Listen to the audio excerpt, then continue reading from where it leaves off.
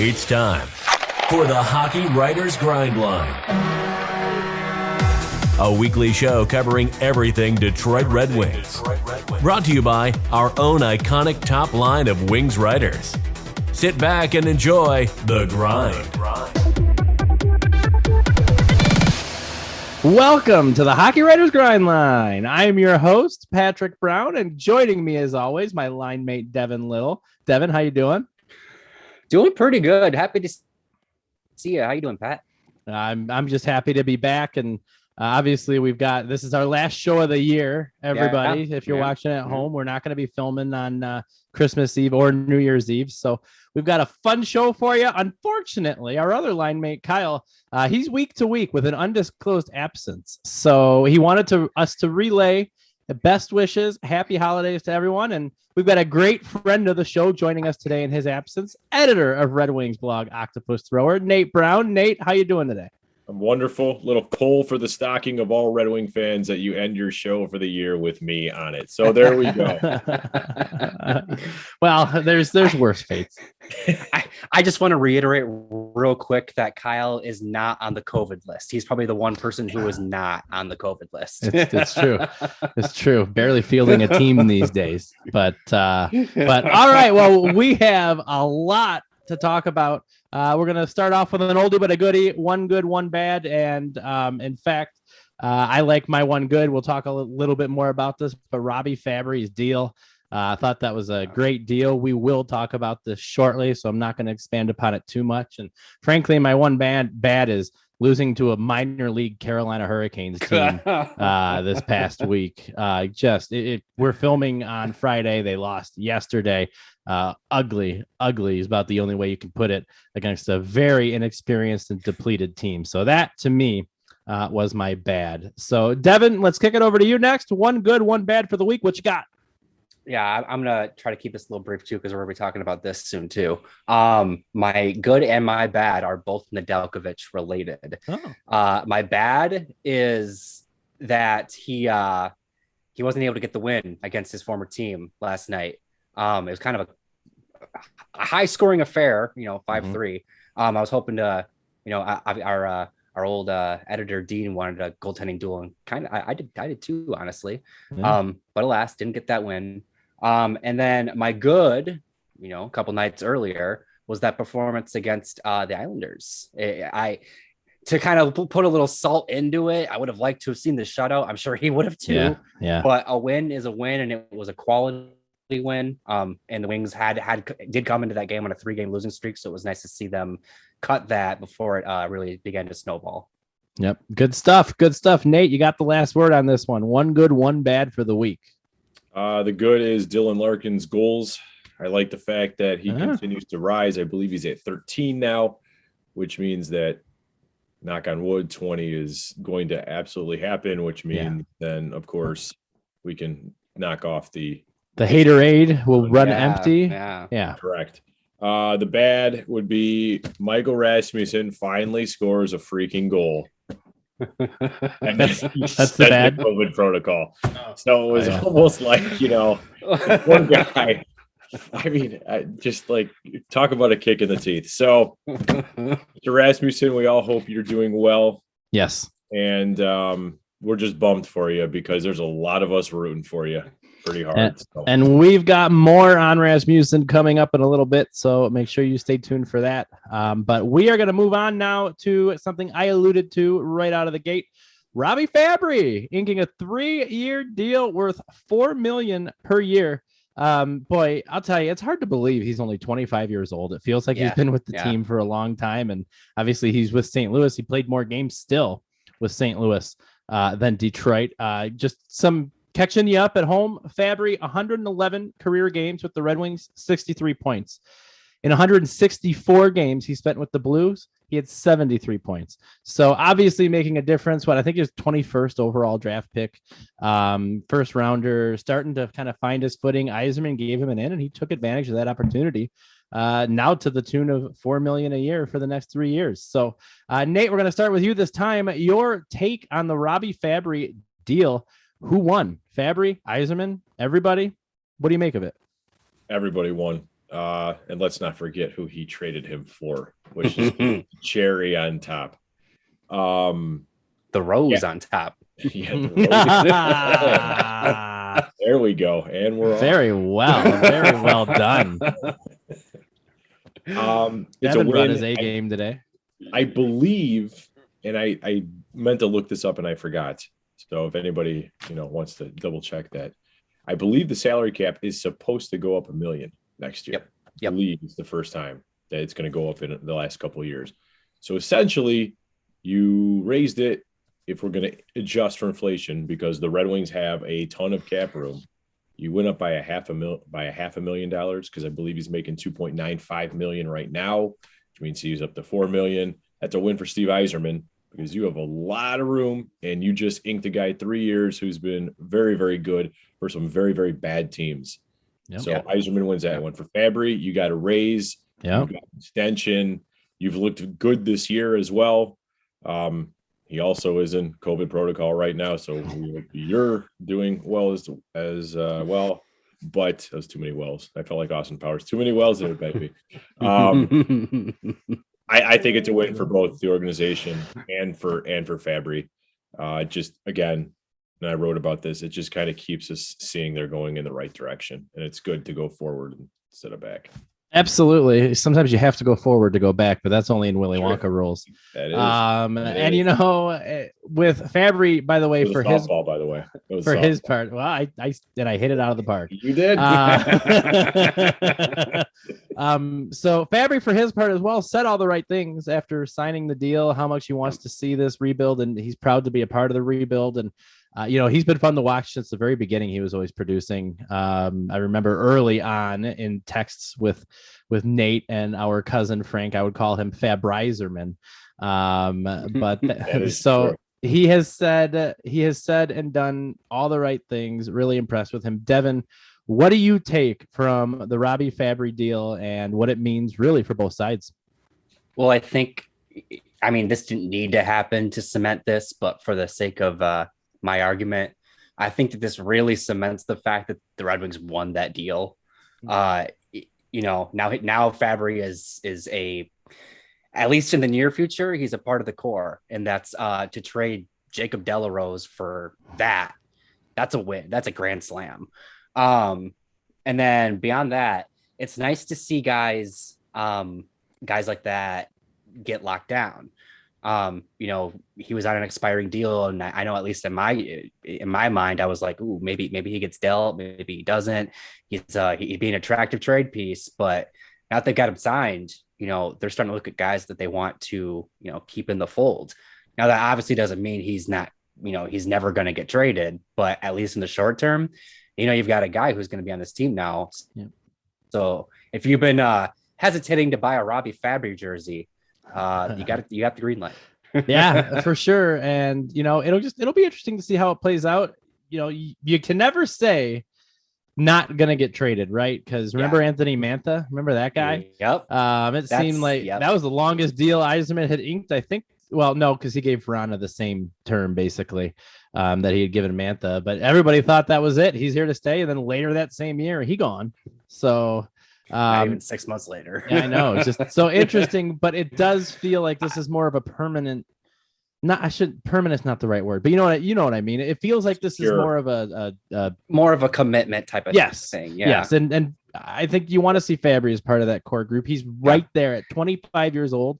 He can mature and really become a true leader on the team. Devin, you got something else for us?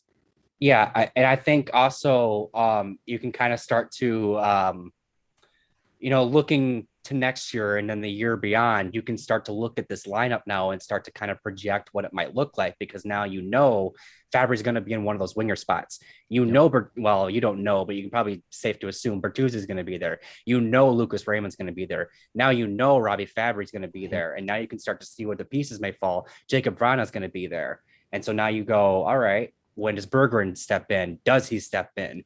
What moves? Who becomes expendable now that there's not a vacancy that's going to open up because Fabbri's leaving, because now it's not. Yep. Absolutely. So good stuff. We're going to move on because we've still got one more thing, not quite as happy to talk about, but still pretty okay. So let's talk about the goaltending situation in Detroit right now, because, Nedeljkovic had kind of cemented, and shouldn't even say kind of, I did it right the first time. Nedeljkovic, he established himself as the primary starter, hands down, but lately, you look at the past few games, Colorado, St. Louis, both games back to back, starter got yanked and ultimately replaced with the backups, and neither was safe. Greiss started one of those and got pulled, and Nedeljkovic started one of those and got pulled after the second.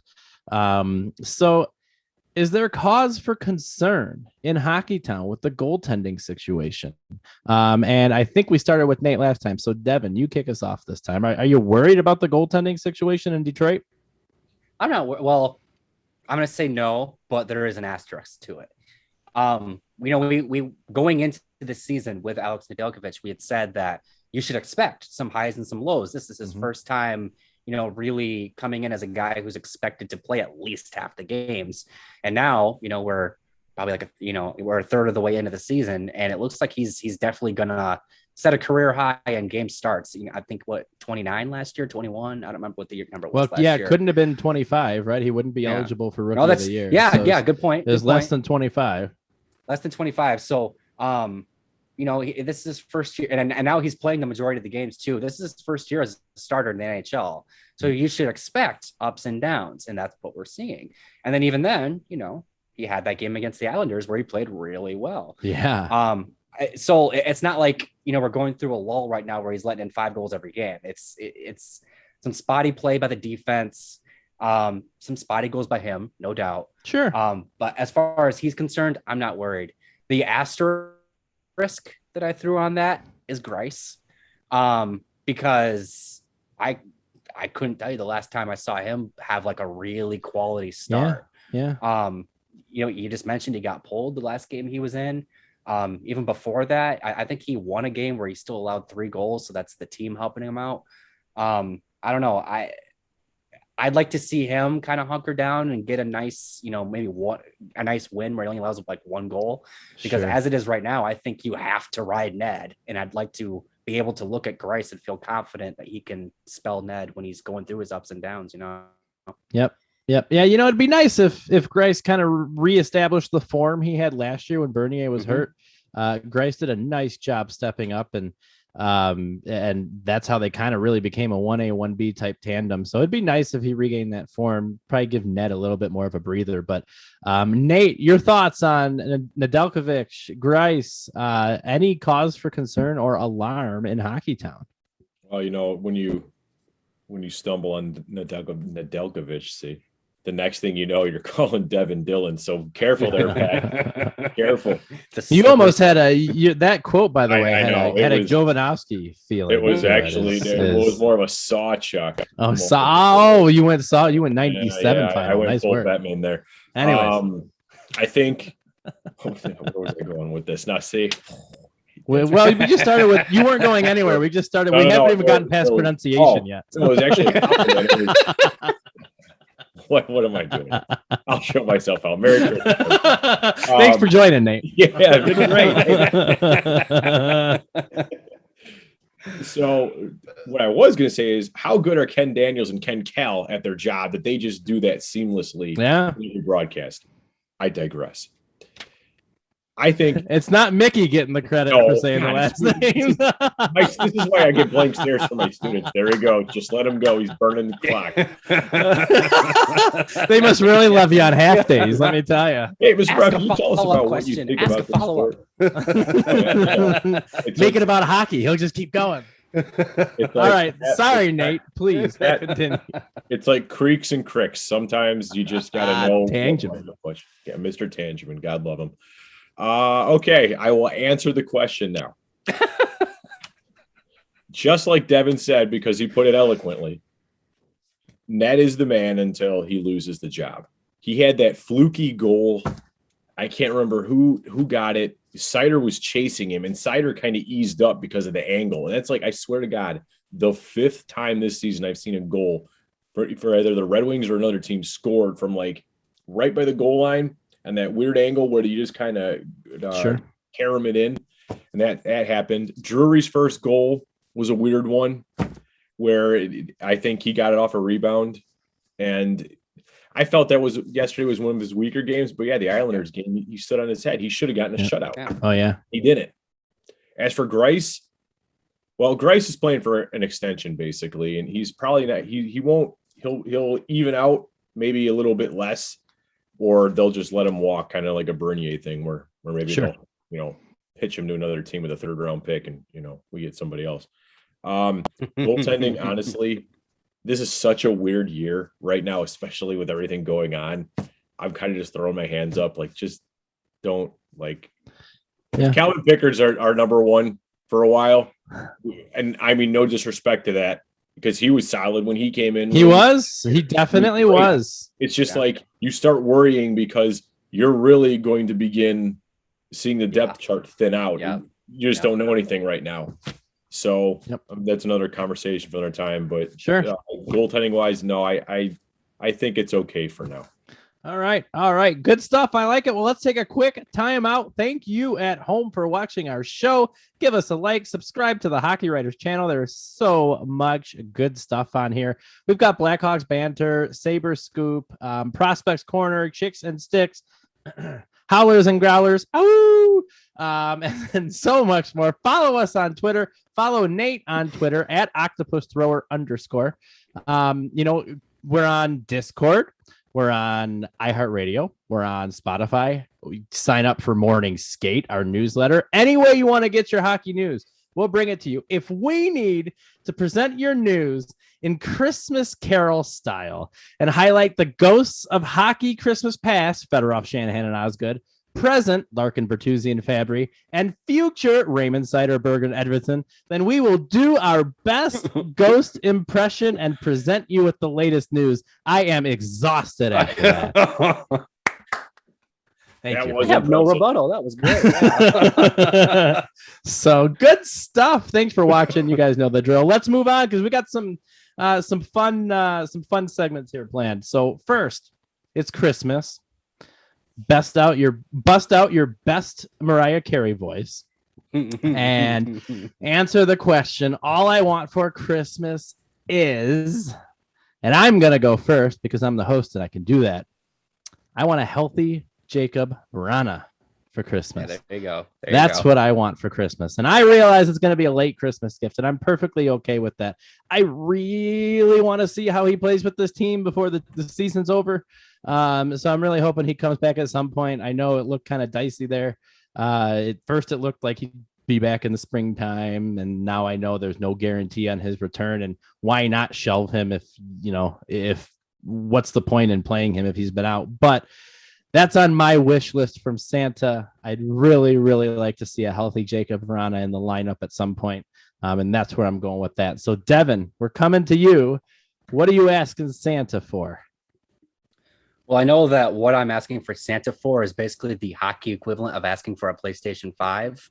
But I want we're not to see find it. Exactly, yes.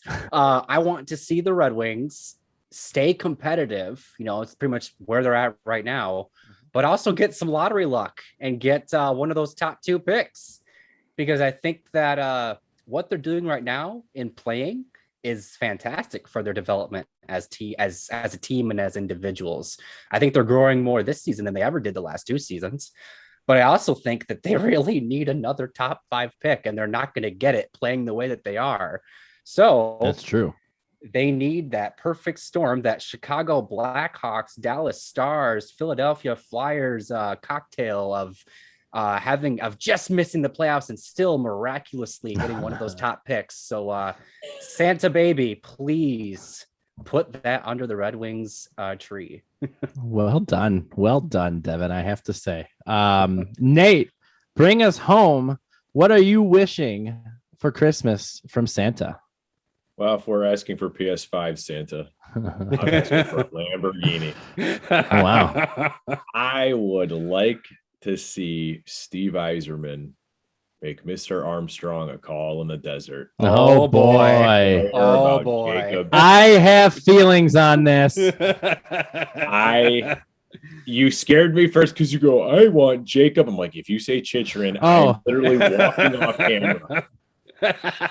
So That's I funny. have, which would enhance. That would have been fitting, by the way. Immediately. This is going to quickly become a crossover with Howlers and Growlers. I smell a cheap cartoon crossover. It's like Howlers and Grinders. There we go. Howlers and Grinders. Hoagies and Grinders. Hoagies and Navy Grinders. beans, Navy beans, Navy beans. That's not even a Christmas song, but here we go. Long story short, he's 23 years old. Ken Holland should have taken him at the time. No disrespect to Mr. Cholowski, but they should have taken Chychrun at the time. But you got Filip Zadina out of the deal. Very quickly, I looked this up earlier. Chychrun in his worst season right now on a terrible team. If you average out his points, he would have been the second leading defenseman on the Red Wings' worst team in 2019-20. The only defenseman that had more points was Filip Zadina. So let's just bring 2016 all together. It's got to be a smart deal, but if there's anybody who can massage that deal to get what he needs, it's Yzerman. It's a pretty reasonable contract. I think it's 4. It's crazy reasonable. Yeah, it's 4.6 mil still for the next 3 more years. Seasons. Yeah, and he's only 23. Yeah, it's a crazy. That's why Armstrong. That's why they're not going to trade him. Well, but he's listening. He wouldn't comment on it, and I know certain people in this. Oh, Elliot is just going for clicks, and it has worked. I can't tell you at the Hockey Writers. I swear to God, every team has written an article at the Hockey Writers about why they should pursue Jakob Chychrun. It's not gonna. I'm gonna start getting. It drives me crazy. I feel bad for the Coyotes. Hey, we haven't written an article at the. I know. That's why, Devin. That's why I'm not putting all of my talking points out there, because we're collaborating on an article regarding exactly, Nate, what you're talking about. So very topical. It is. But I'm telling you, I love everything about it. And you want to start salivating? Think about a pairing of Chychrun and Cider. Yeah. Sure. I can't. It'd be a good deal, but the asking price is going to be so high. It's astronomical. Absolutely. And he's a minus 29 right now, mind you. Yeah, he's a minus 29. Selling high. Yeah.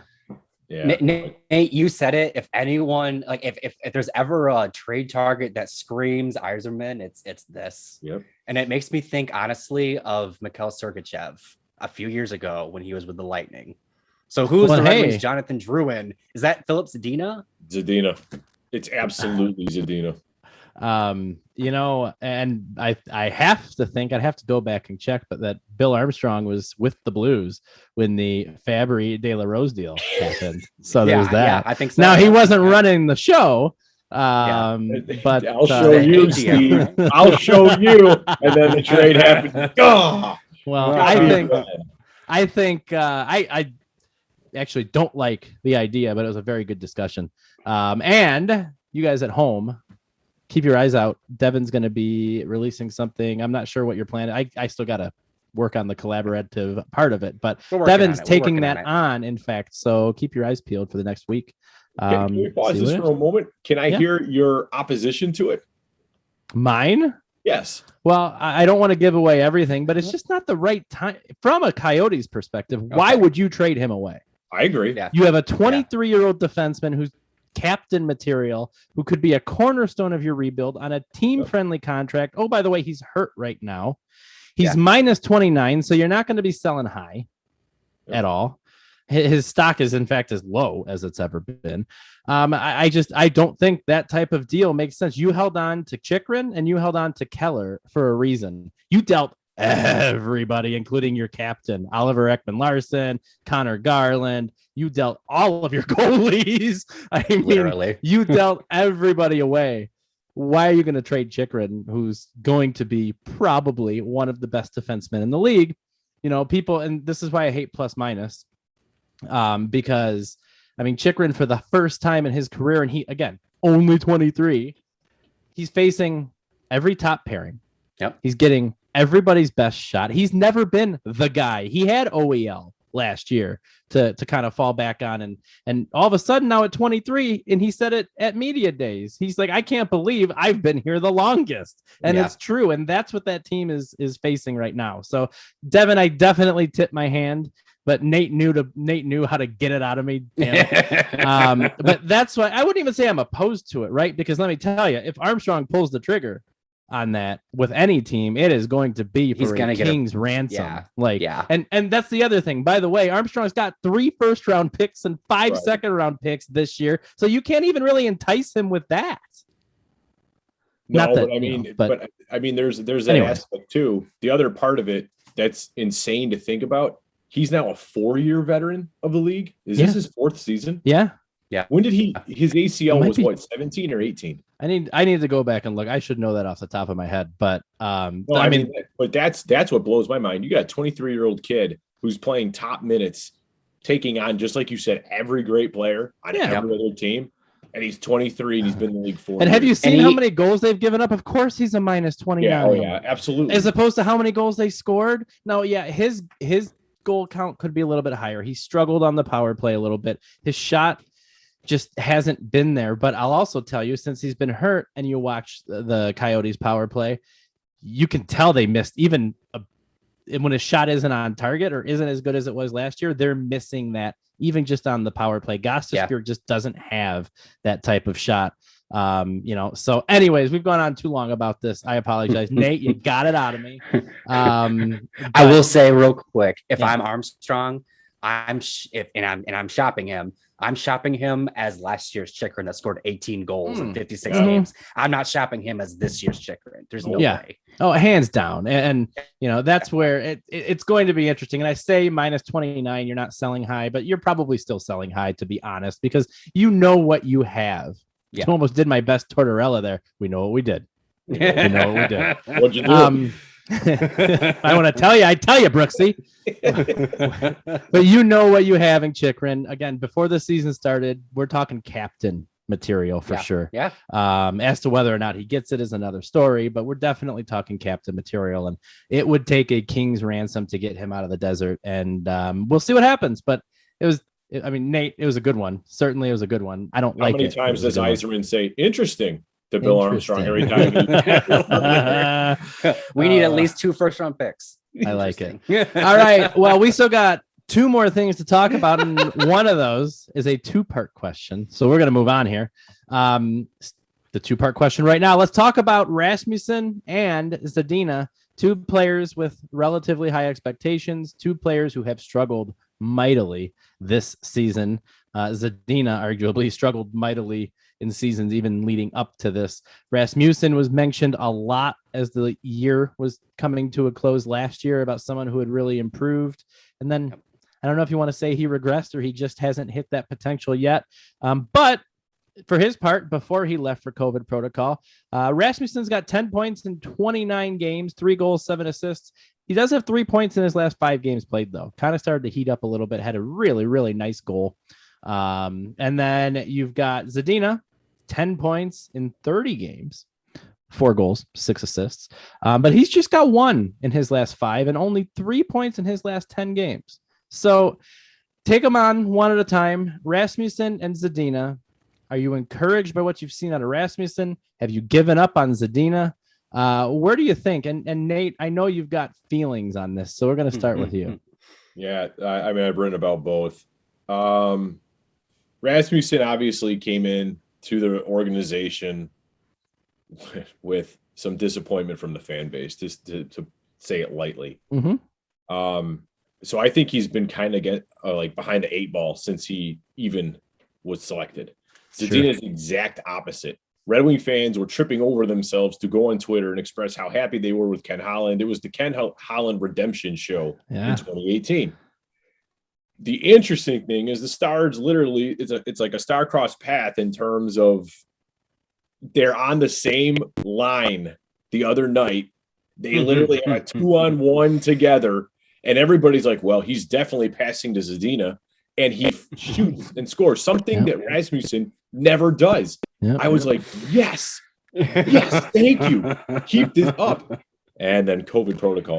Protocol. Murphy's Law, man. It is. So the big thing is, and I wrote about this, and I gave it from my perspective of when I played sports, and you can speak to this too. When you get in your head, and you're way too far up in your head, it doesn't matter what happens. The puck could ricochet off the post 3 different ways. You're looking at it from a different perspective, Gordon Bombay, that, my mind went to The Simpsons, but I digress. Oh, okay. Right, yeah. Well, of course it Just did. keep going. Keep going, please. Yeah, don't get me off track.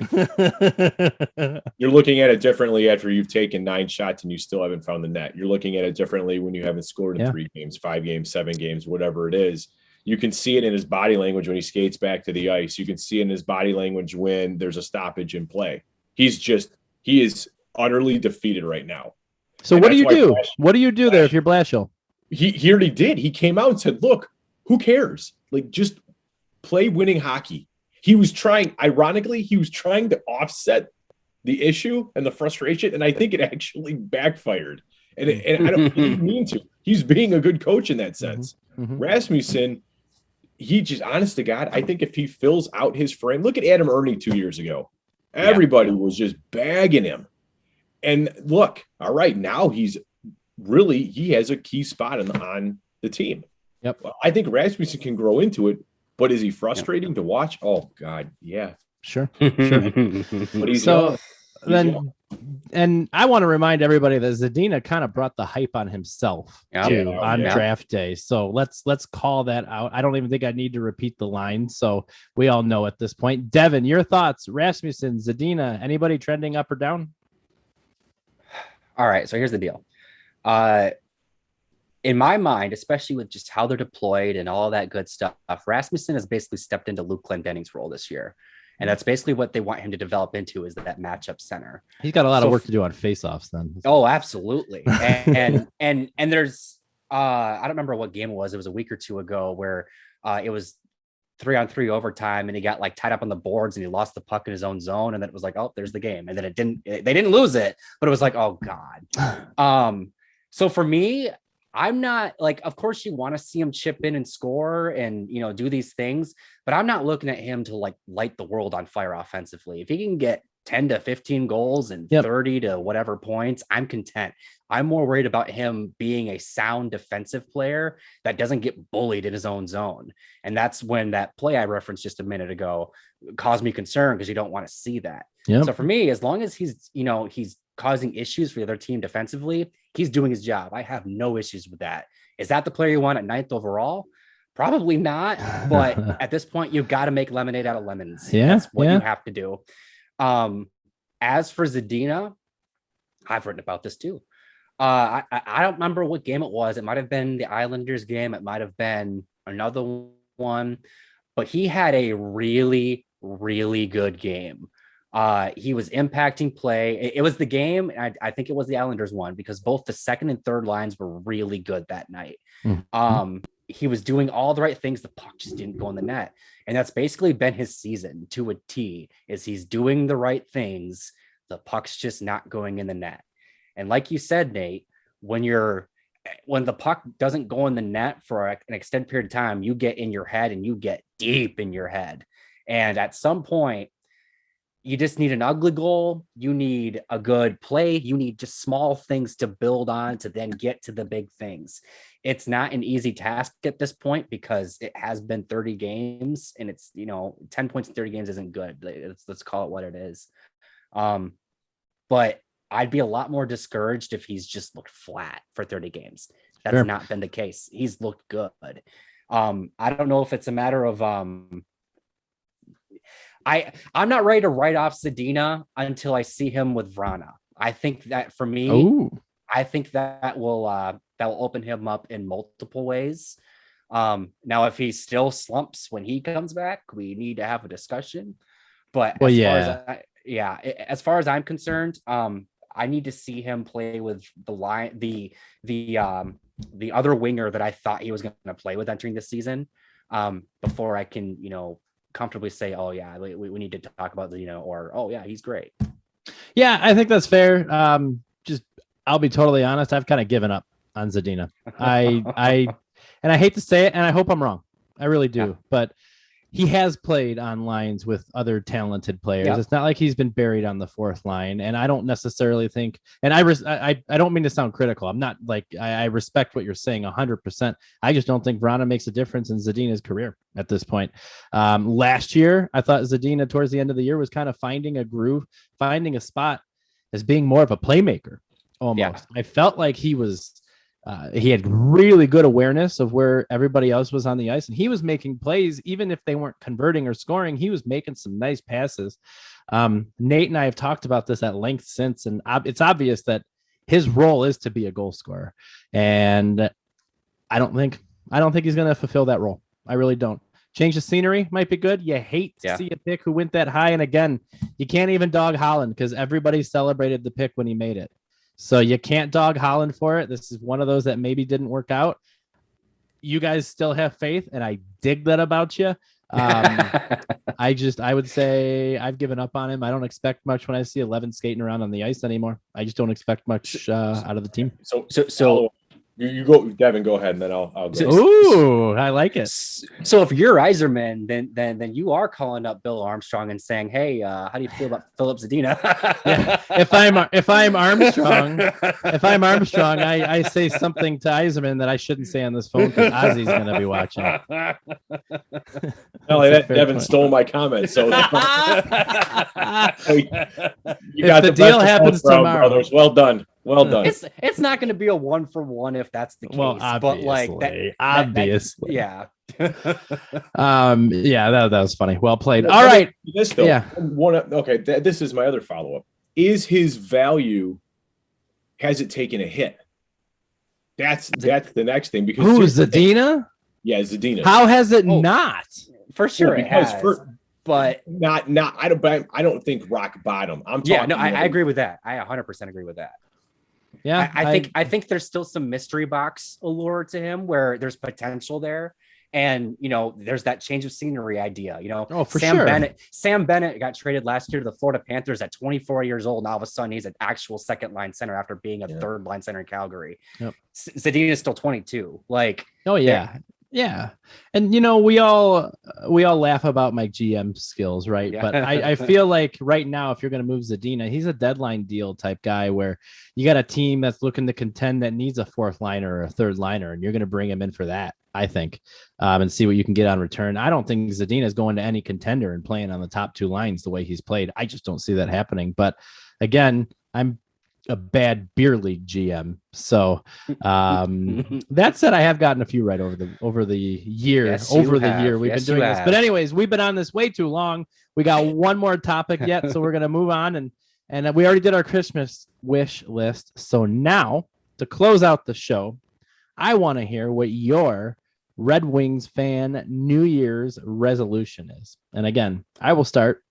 And my New Year's resolution is to stop overreacting every time the Red Wings go on a 3 or 4 game losing streak and calling for Blashill's head. And I feel like a lot of you at home should have the same resolution because he's an easy target, but it is just so funny because the Wing, and I'm guilty of it. I'm as guilty of it as anybody. The Wings go on a 4 or 5 game winning streak, get a couple of games over 500. And I mean, actually over 500 where their wins exceed their losses and overtime losses. I don't buy into the fact that you're at 500 if losses and overtime losses are greater than your wins, but that's a conversation for another time. And I don't know. I just think that when they go on a winning streak, we get really high on him, and then they go on a losing streak, and they've been so streaky this year, then we start calling for his head. I'm as guilty of it as anybody, and I'm going to stop that because Yzerman could have pulled the plug a long time ago. He's happy, obviously, with the way things are progressing. We'll see how the rest of the year plays out, but I don't think they're going to be cutting him mid-season. They're not going to be, even if they did, you're not going to see a Vancouver Canucks type turnaround with this team. They just aren't there yet. But that's my New Year's resolution, to stop calling for Blashill's head after a 3 or 4 game losing streak. So Nate, we'll go to you next. What's your New Year's resolution as a Red Wings fan? Besides the colorful adjectives I use when my children are around, I would say overhyping every prospect. Everyone is guilty of this because one, it's the Yzerman effect. 2, it's Sider and Raymond have literally hit the Red Wings jackpot of everything more and more. Yeah. So now it's like, well, you look at Edvinsson. Oh, just plan the parade. I mean, true story. Careful, we're going to turn the Leafs fans before we know it. Oh God. I think it's more of taking that really kind of broad, more of researched approach of being like, okay, Soderblom had a great game again. Yes, he's coming in and going to put up. No, he's not. Just more of that calm, reasoned approach to things. This is still a marathon. It's not a sprint. Like you said, you could bring Scotty Bowman back, and he's not working any magic with this team right now. For sure. They're growing, but just more reason when it comes to the prospects that we are not, going to suddenly be the version of my NHL 22 team when I'm a GM and every win. Well, I refuse to stop hyping the Berggren train, but I've been on that for over a year for what it's worth. So I'm going to keep hyping that. He's coming. I think that's a solid resolution. Devin, you get the last word on the Hockey Writers Grind line for 2021. So make it count. What's your New Year's resolution? Boy, it'd be great if I just dropped an F-bomb right now, right? This is not Chicks and Sticks. We're not going to do that. So my resolution, I found myself finding myself coping with the rebuild by basically looking at damn near everybody as being expendable. I've written a number of this player is going to get traded or this player is going to get acquired over, my time here at the Hockey Writers. Mm-hmm. So my resolution, and it kind of goes hand in hand with Robby Fabbri getting his new deal, is to start realizing that some of these players are actually going to be sticking around and start, I'm not looking at everybody as on the trade block anymore. I want to look at them as, all right, this is a future piece. This is somebody who's going to be on your team when you're, fighting for the Stanley Cup. Obviously that doesn't apply to every single player. Sorry, Danny. But oh, Danny boy. Yep. But even though we just went back and forth about him, Zadina, he might still be on this team when this team's playing for Stanley Cup. Sure. I'm not rushing to trade anybody anymore. Good stuff. Well, that is a heck of a way to end the year, to end the show. And boy, let me tell you, no one I'd rather spend it with than my colleagues here on the Hockey Writers Grind line. So thank you for a wonderful 2021. Looking forward to an even better 2022. And that is our show. Thank you at home for joining us and for everything you've done for us over the last year. Don't forget, give us a like, subscribe, comment, share. We want to hear from you. So tweet at THW Grindline. We will answer your comments on the very next show, which will be in 2022. Thank you. Merry Christmas. Happy holidays. Happy New Year. And we will see you next show. Cheers.